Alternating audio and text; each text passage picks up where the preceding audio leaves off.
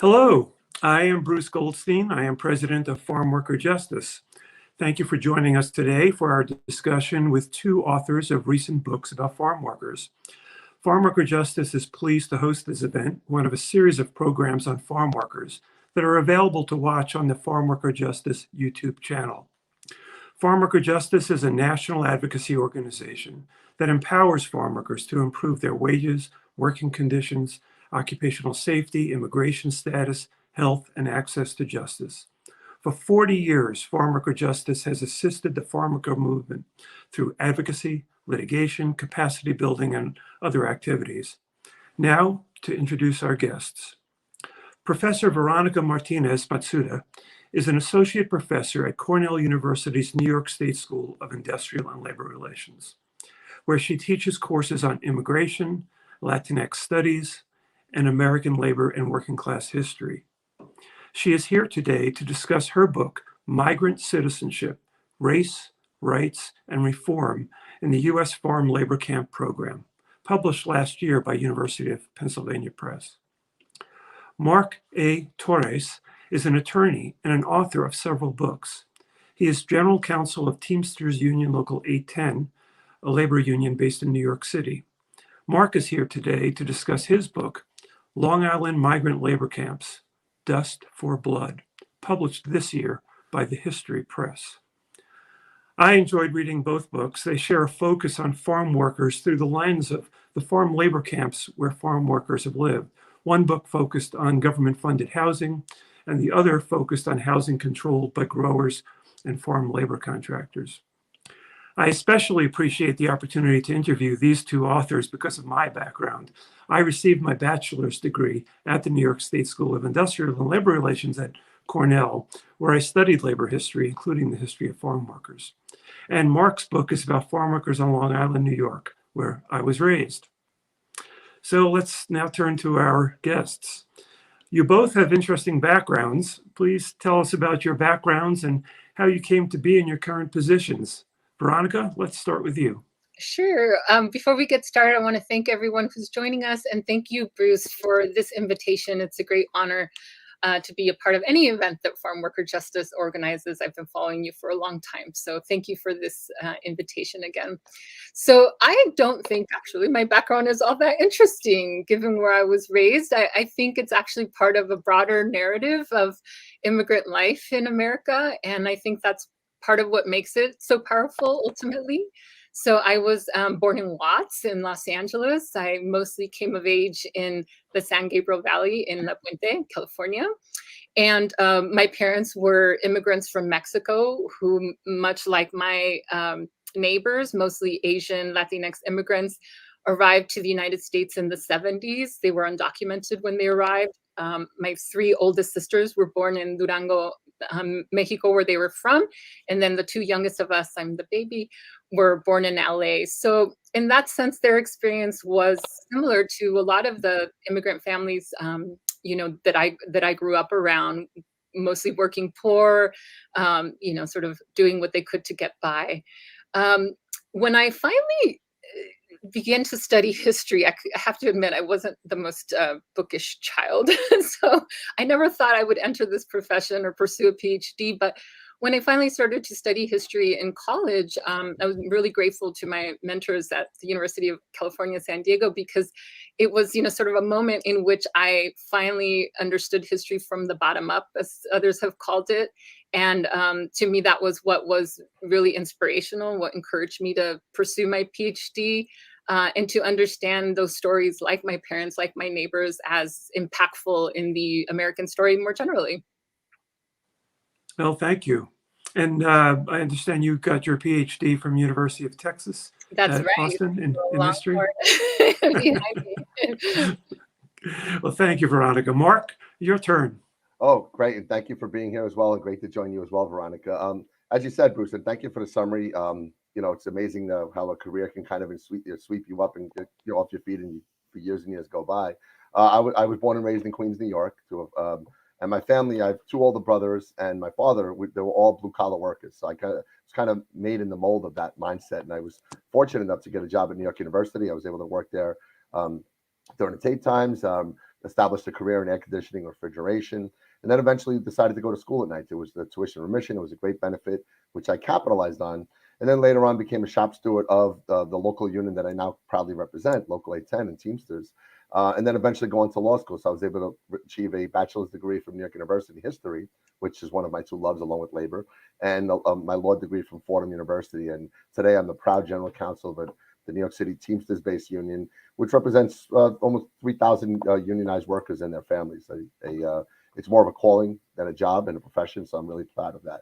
And I'm also an author. I've written 2 fictional crime novels, The Stirring in the North Fork and Adeline, as well as a labor union-related children's book called Good Guy Jake, and now the book we're here to discuss today, Long Island Migrant Labor Camps, Dust for Blood. And it's the first foray into nonfiction historical, and I've learned now that I could not have chosen a more important topic.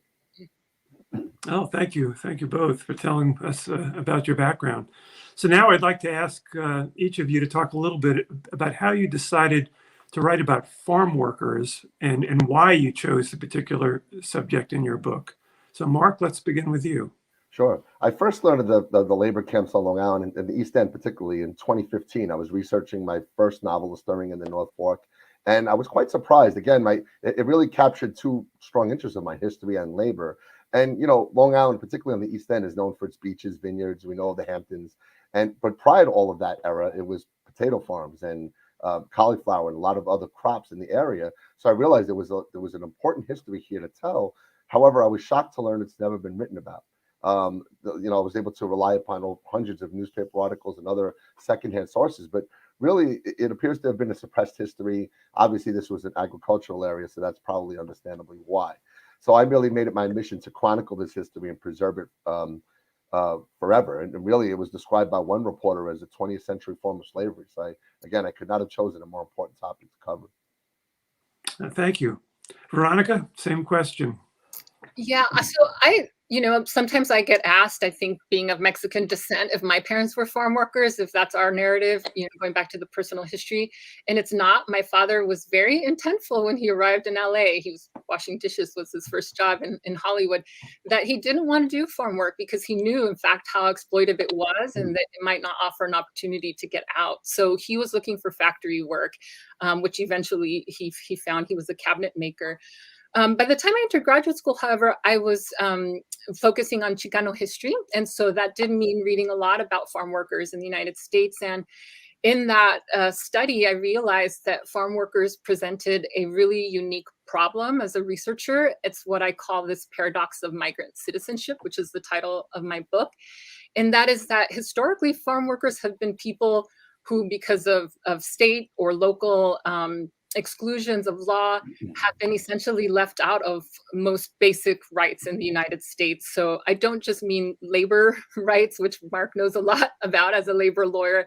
I mean, the everyday rights that most of us are able to take advantage of, like sending our children to school, accessing public aid when we need that, accessing medical care.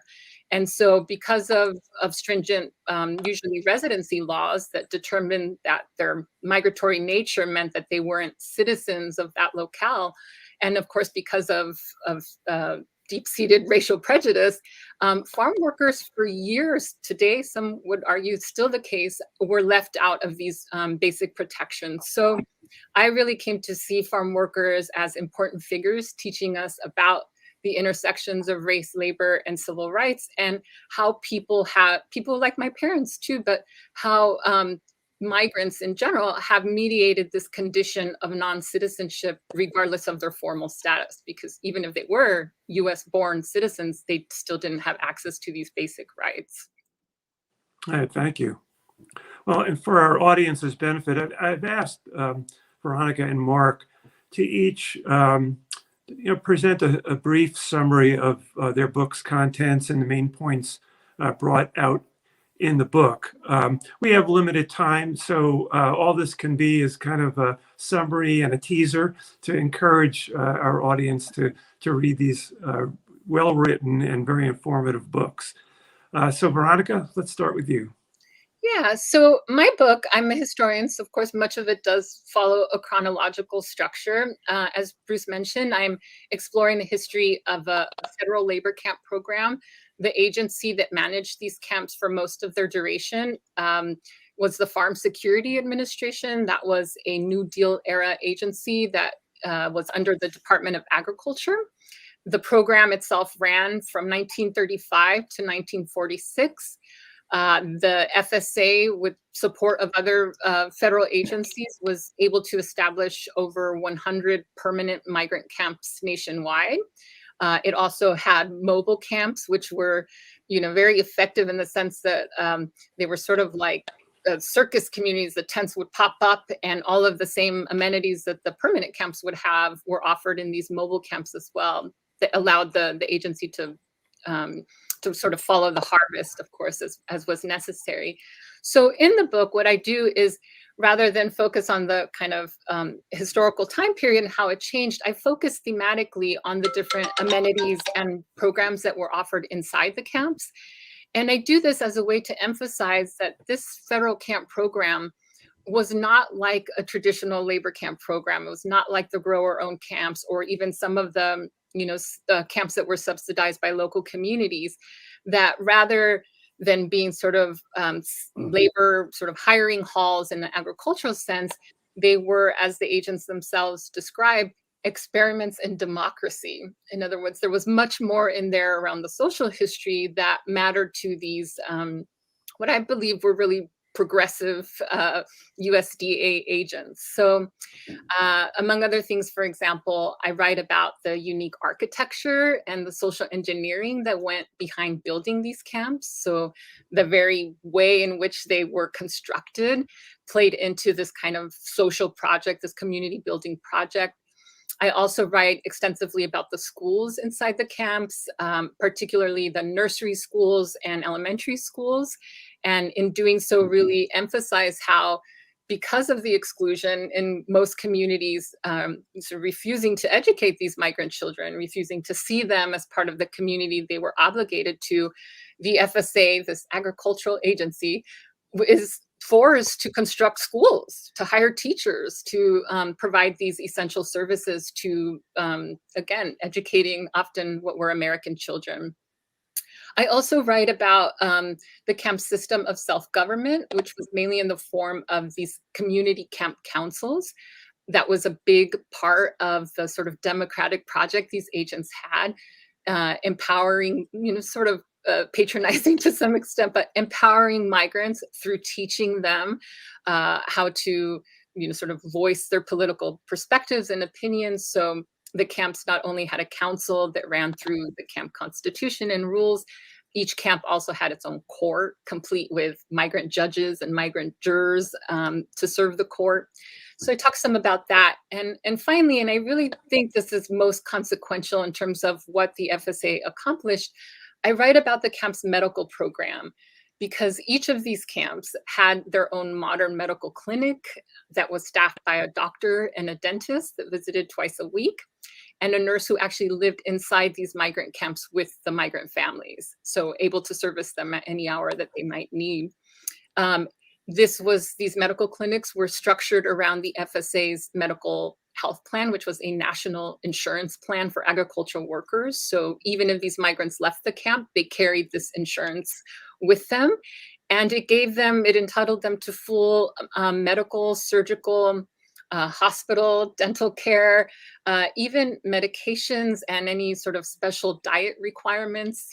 As far as we understood diabetes in the 30s and 40s, treatment for those kinds of needs. So again, I've structured the book this way to really emphasize how the FSA agents and migrant families came together to demand, these basic entitlements, good housing, fair medical treatment, all of this, and the sort of protections, equal protections under the law that they deserved. Thank you. And maybe in our last question, we'll get into kind of the relevance to today. But I told Veronica that in reading her book, I was so struck by the commitment of the U.S. Department of Agriculture officials in the 1930s to empowerment of farm workers in ways that my organization aspires to today. but for many years, we have seen the Department of Agriculture act as an advocate for farmers, for the growers, the owners of the farms, to the detriment of farm workers. So that's one of the reasons why I found it to be a fascinating book. So now, Mark, let's turn to you about what you learned from your research and what readers will learn from reading your book. Sure. And regrettably, my research tells a much darker picture. Despite some early U.S. government-sponsored camps, predominantly it was owner-operator, led by largely the crew leader type system, contractors who really, the growers outsourced all responsibility for the workers to these characters who were, not good characters, and they took every chance to abuse. And yet the growers had the opportunity and the benefit of having a pool of labor nearby on hand, and that was the way to, in a nutshell, that's the best way to describe the system. I'm proud to say mine is the first and only book to chronicle this specific history on Long Island, less than 100 miles from New York City for more than half a century. And the best way I could describe it is sort of a four-part approach. My first goal is to identify the camps, 20th century labor camps on Long Island and the East End, particularly Suffolk County. I could say in 1958, there were 134 camps, by far the largest peak of the period. And that's a lot of camps for not necessarily a large geographical area. But I didn't want to settle at that in describing and identifying the camps. I wanted to go deeper into the impacts on the workers. I captured the impact on the camp's inhabitants, including the human suffering and economic exploitation that was all too chronic. I also introduced outspoken critics of the system, a migratory labor system at the time, which included Reverend Arthur Bryan, a local reverend from Greenport, who advocated and really gave much of his life for more than a decade as a staunch defender of farm workers. And, he testified before Congress in 1969. He appeared in television and radio programs. And sadly, for all his efforts, he received death threats for what he was trying to accomplish. And the book does cover many others as well. And ultimately, it explains the factors that led to the ultimate decline of the camps, which eventually was a large turnover and for many reasons, including mechanization and increased land values, and many farmers eventually cashed out. So while I would love to report that this book has a happy ending, sadly, it ended by really agricultural changes in the industry. But it's a very data-rich book, but most of all, it's a human story. It really captures aside from the camps and the conditions, the health and safety factors, crime and violence, and sadly many deaths that occurred mostly by fires, that were all too common during this era. Thank you. Yeah, and being from that area, and reading about it, and just it was amazing to think about the incredibly wealthy suburbs that are on Long Island, and just down the road a bit, was this really raw exploitation in what was kind of sort of the end of the earth, it just out of sight, out of mind kind of place. So I'm sure the readers will really, as bad as the story is about the exploitation, enjoy the book. So now let's turn to your views about the potential or actual relevance of the information in your book to today's farm workers. So let's start with you, Mark. Sure. Well, in my view, so much of farm worker exploitation occurs in anonymity, right? All of these things, whether it's the early no trespassing laws to the covert or clear overt or covert retaliation that goes on. And I think it's important that when I was able to capture this history that occurred so close to New York City that was never known about, even by people who largely lived and were born and raised in these areas. And none of it was really processed and publicly made known until the release of my book, which is March 2021. And I believe that raising awareness in that history, and this is really seen in my many lectures that I've given, it stimulates current conditions. What are the conditions now? And I think that that's important to kind of continue that dialogue for the conditions of the plight of farm workers in this country. And I'll lastly add that even myself, in my line of work, I represent Teamsters, truckers, warehousemen, skilled maintenance. I don't have the inclination to represent farm workers, but now I certainly have a newfound affinity for them. I see them as brothers and sisters in labor, and I do want to lend my time professionally and in a pro bono capacity to help their plight, especially with the new law passed in 2019 in New York, which was sadly 75 years after the first camp opened on Long Island. So, any which way we can help, I'd look forward to doing that.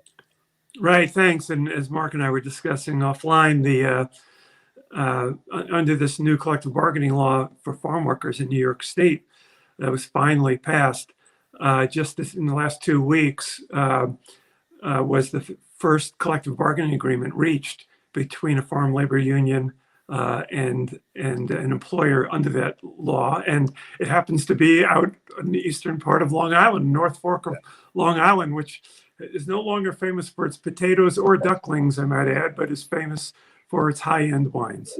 Yes, that's correct.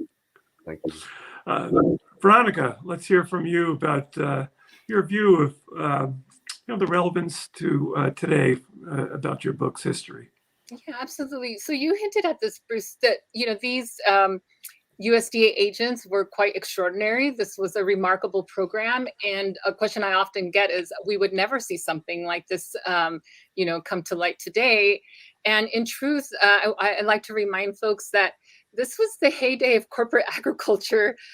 This was, when the American Farm Bureau was getting well organized to lobby, as you say, the USDA, and they had representatives backing them to do so. And yet this program was accomplished, and the agents knew that it was limited. It could only reach a small portion of the migrant population in general, but that it was a demonstration of what could be accomplished, that it could be possible if we, as the American public, supported this because we understood the value of the individuals working in our crops. So the most fundamental impact I hope my book will have is to remind us, much like Mark is saying, to publicize the fact that those at the beginning of our food supply chain, mostly Black, Indigenous people of color, and immigrants, the people who pick our crops, are among and continue to be among the least protected workers in this country. And despite these incredible wins that we've had, including here in New York State, we still find that farm worker families are denied these basic rights, right? Access to the basic things, labor, civil rights, but beyond that any worker in a so-called democracy should be entitled to.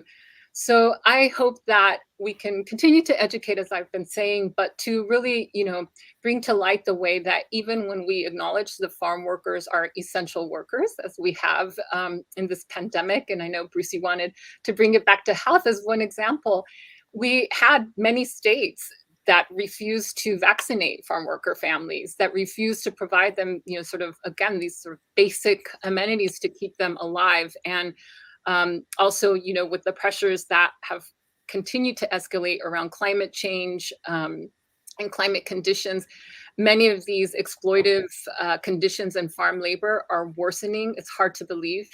It's a human rights scandal, and all of us who depend on this food, as we do, need to be acting on behalf of farm worker justice, as you all do.